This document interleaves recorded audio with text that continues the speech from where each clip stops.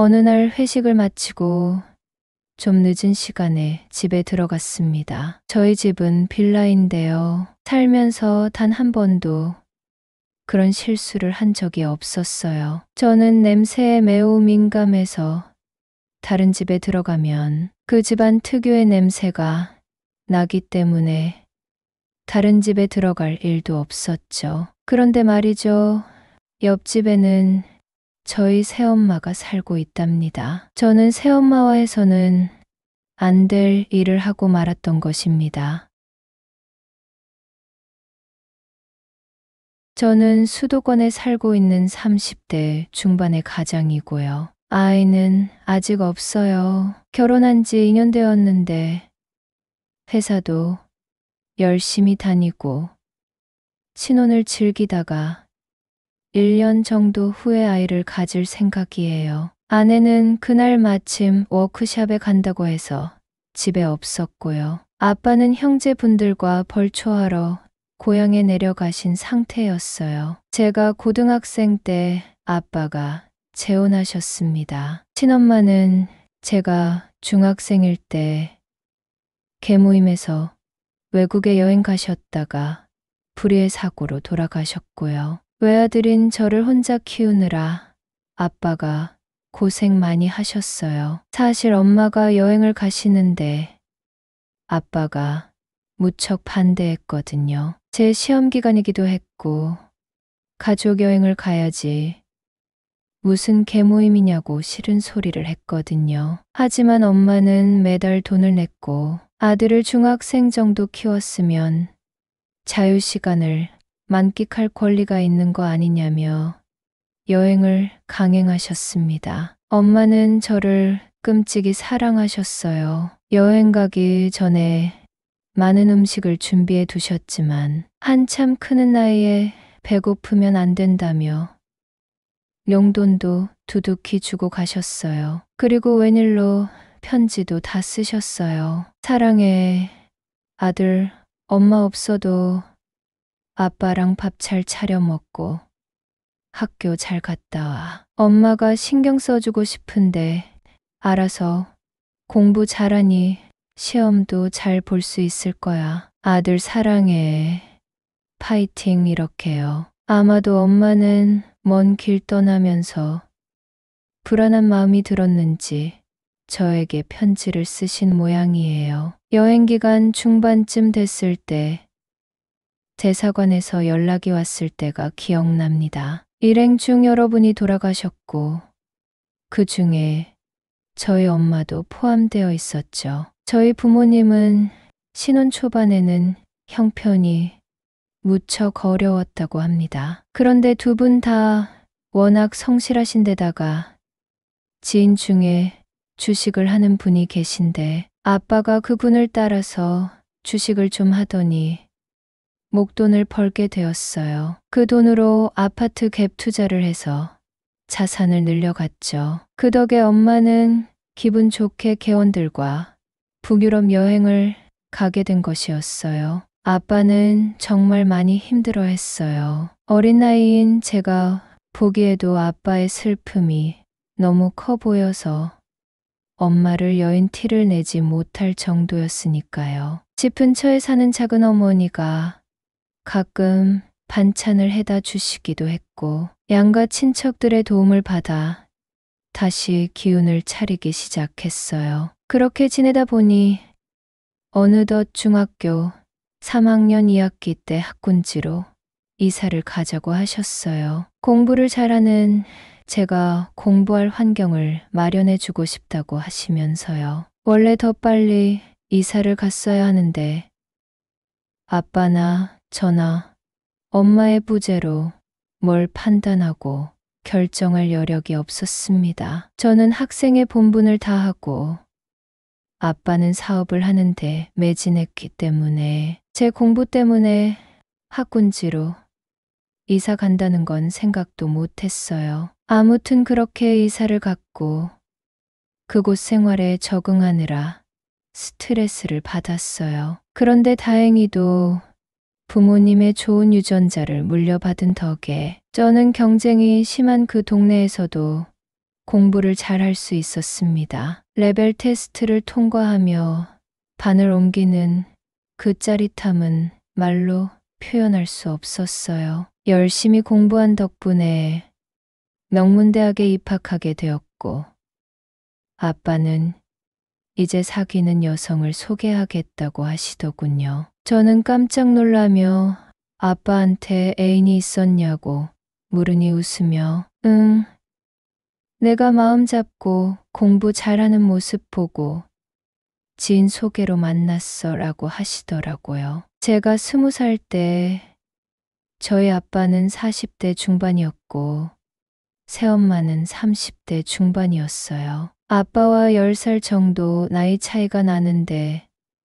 짧은 결혼 생활을 마무리하고 쭉 혼자 사셨다고 하더라고요. 프리랜서로 일하고 계시다고 했고 아이는 생기면 낳고 안 생기면 굳이 노력하지 않겠다고 하시더라고요. 새로운 가정을 꾸린 아빠는 나름 엄마에 대한 추모 기간 3년을 보내고 새엄마를 만났다고 하더라고요. 새엄마는 무척 조용한 성격이었고 저에게 친절했어요. 남자 둘이 사는 집에 들어와 집안 분위기를 밝게 만들어 주셨고 요리를 좋아해서 맛있고 영양가 높은 음식을 잘 만들어 주셨어요. 그때 우리는 단독주택에서 살았는데요. 대형마트에서 큰 파라솔과 숯불구이 도구, 그늘막 텐트를 사다가 마당에서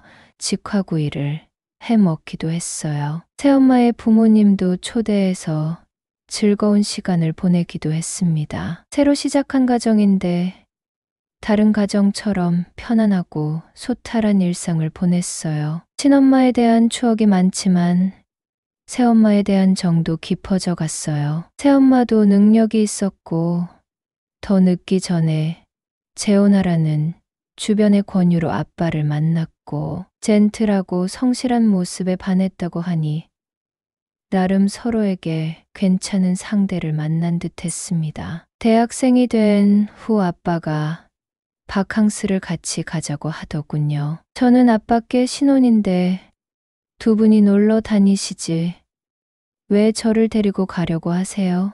하고 물었는데 새엄마가 다 너를 위해서 기획한 여행이야 라고 하시더라고요. 새엄마의 따뜻한 마음이 느껴져서 그 여행지에서 재밌게 놀다 온 기억이 있네요. 새엄마는 성인 자식이 생겨서 너무 좋다며 지인들에게 제 사진을 보여줬다고 하더라고요. 호남형이고 건강하게 생긴 아들을 둬서 부럽다는 얘기도 들었다면서 기뻐했고요. 흔히들 새엄마라고 하면 아빠가 계실 때만 저에게 친절을 베풀지 않냐고 묻는데 새엄마는 그렇지 않았어요. 길거리 지나가다가 누가 아들이랑 엄마랑 닮았네라고 하면 우리 둘은 환하게 미소를 짓곤 했답니다. 아빠는 정말 재혼을 잘한 것 같아요. 그래서 지인들에게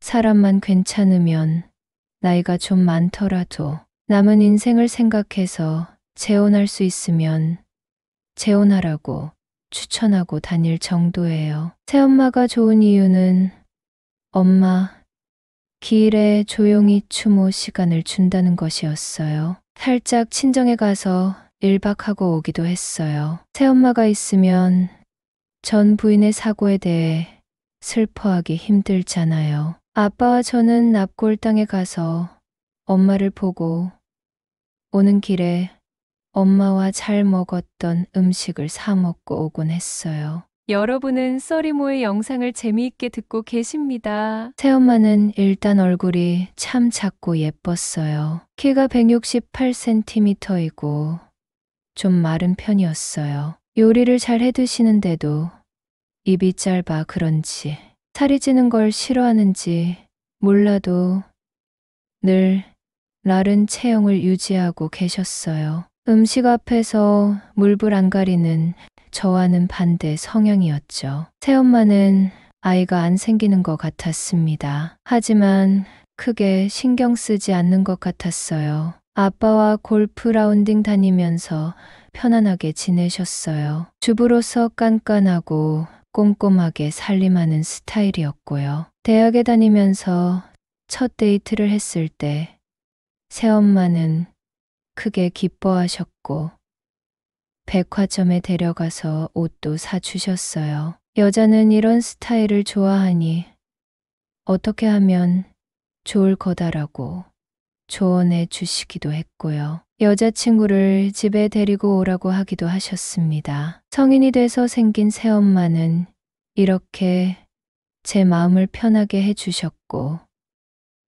저도 새엄마를 의지하고 살게 되었어요. 연애에 실패하고 우울해하고 있을 때 새엄마의 따뜻한 위로 덕분에 짧은 시간 안에 힘든 마음을 회복할 수 있었답니다. 저는 새엄마가 있어서 너무 좋았어요. 아빠도 제가 새엄마 옆에서 대화도 잘하고 집안일도 돕는 모습을 보며 만족해 하셨고요. 중견기업에 취업했을 때는 누구보다도 좋아하셨고 새엄마의 부모님께서도 용돈을 주셨을 정도였어요. 지금의 아내를 만날 무렵 아빠의 사업은 날개를 달았어요. 그리고 우리나라에서 유명한 부촌으로 이사를 가게 되었어요. 새로 지은 빌라를 매매할 때 같은 층에 두 집이 있었는데 아빠는 통 크게 두 집 다 매매했습니다. 하나는 부모님이,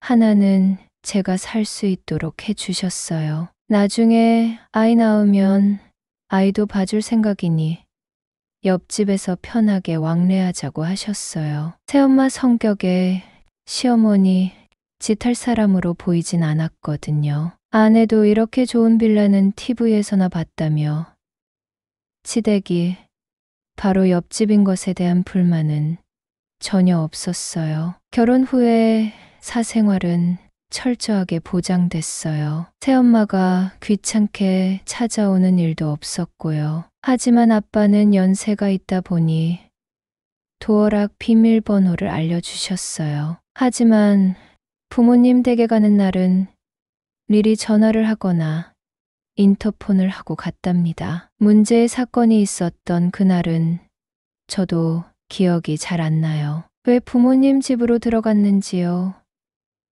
그날은 제가 승진한 기념으로 회식을 했어요. 평소에 사 먹을 수 없는 비싼 음식을 먹었죠. 기분 좋게 노래방도 갔다 왔고요. 오늘만 날인 것처럼 부어라 마셔라 하다 보니 만취한 상태로 집에 왔습니다. 아내는 워크숍에 갔다는 사실도 까먹고 새벽에 부모님 집 비밀번호를 누르고 안방으로 갔어요. 몸에 열이 올라 무척 답답했는데 아내라고 생각하고 새엄마와 함께하고 말았답니다. 그런데 몸매나 향기가 아내와 다른 거예요. 너무 놀라 눈을 떠보니 새엄마가 내 앞에 계신 거였어요. 이 일을 어떻게 수습해야 할지 몰라 일단 죄송하다고 했습니다. 하지만 새엄마는 부드럽게 웃으면서 하고 싶은 대로 다 해도 되라고 하셨어요. 그동안 아빠와 밤에 등 돌리고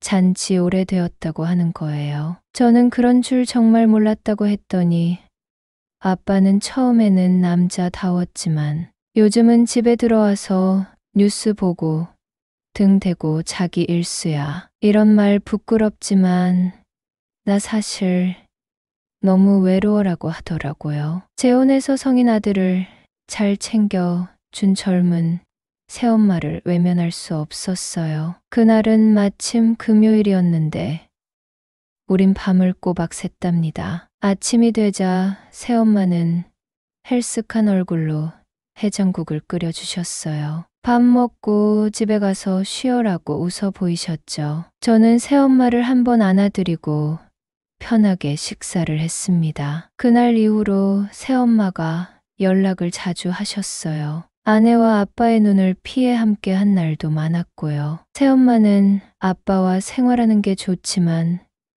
너무 편해져서 설렘은 없다고 하더라고요. 제가 결혼하고 나니 며느리가 부담스러울까봐 잘 챙겨주지도 못하겠고 은근 서글픈 마음이 들었고 갱년기가 와서 감정도 복잡해지고 살짝 외로웠는데 제가 집을 잘못 찾아오니 은근 반가웠다고 하더라고요. 이런 얘기를 스스럼 없이 하는 새엄마가 너무 귀여워서 놔줄 수 없네요. 우리 집 남자를 위해 헌신한 새엄마를 외롭게 두지 않을 생각입니다. 새엄마는 결혼한 지 10수년이 된 지금도 여전히 매력적이거든요. 나이 많은 남편과 살면서 힘든 점이 많았는데 젊은 아들과 즐거운 일도 생긴 걸 보니 재혼하길 정말 잘했다고 합니다. 지난 주말에는 백화점에 가서 중년 여성에게 좋은 보조식품을 샀어요. 새엄마께 엄마, 내가 옆에서 잘 챙겨줄게 외로워하지 마요라고 했어요. 새엄마는 요즘 자꾸 살이 찐다고 하네요. 아마도 폐경 이후 복부에 살이 많이 쪄서 고민인가 봐요. 새엄마 생신을 기념해서 집 근처에 아쿠아로빅 프로그램을 신청해 드렸습니다. 앞으로도 새엄마와 사이 좋게 지내고 싶네요. 다소 쇼킹한 이야기였을 텐데 끝까지 들어주셔서 감사합니다.